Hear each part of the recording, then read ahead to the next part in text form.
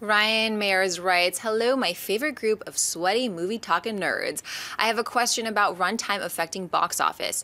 I work at a theater in Texas, and here we gave an equal amount of theaters to Big Hero 6 and Interstellar. Both films were selling out. However, Interstellar only had 3 to 4 showings a day per theater because of how long the film was.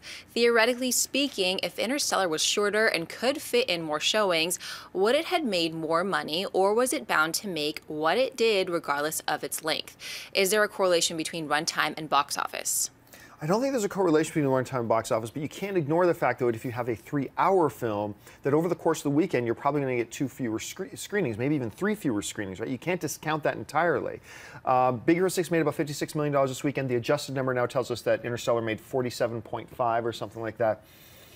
But before we start jumping to defend Interstellar, saying, well, the only reason it made 47 is because it was 3 hours long. Well, it wasn't 3 hours long, it was 2 hours 40 something minutes. Just the year before, The Hobbit, The Desolation of Smaug, which is the same runtime as Interstellar, came out, opened in roughly the same amount of theaters. It made over $72 million at the box office.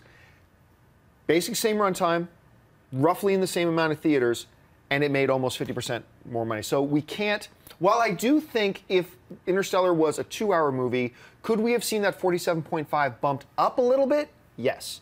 But would we have seen it bump up a significant number? The Hobbit came out, it made like tons more money, same runtime, same number, roughly same amount. I think it had a couple hundred extra screens.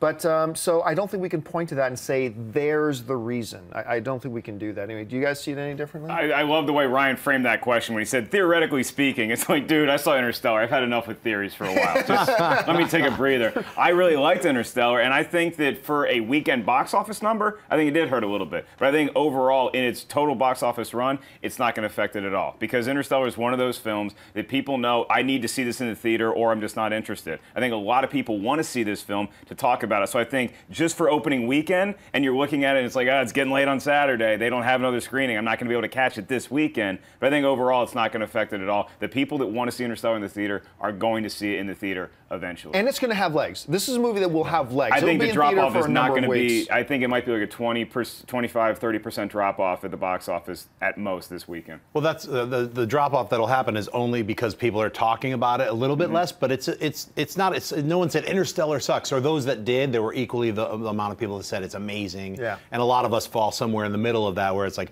amazed by some of it, not amazed by some of the other parts, but overall, I'm like, I've been saying you just should go see it in 70mm for these parts, because to see that kind of an experience is great, and I respect Nolan for pushing it that hard to be able to make those scenes that he did make.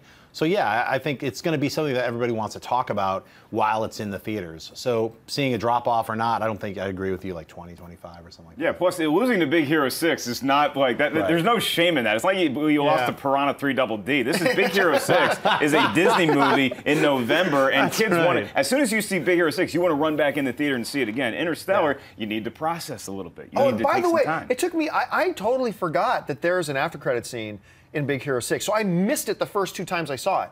And then finally, it was the 3rd time that I remembered I was told there's an after-credit scene. I'm like, what? Stick around for the after-credit scene when you go see Big Hero 6. It's worth it. Hey everyone, if you liked this video, click that thumbs up button and make sure to subscribe to our AMC Movie News YouTube channel. It's free and helps you stay up to date with all the latest movie news, as well as our daily AMC movie talk show.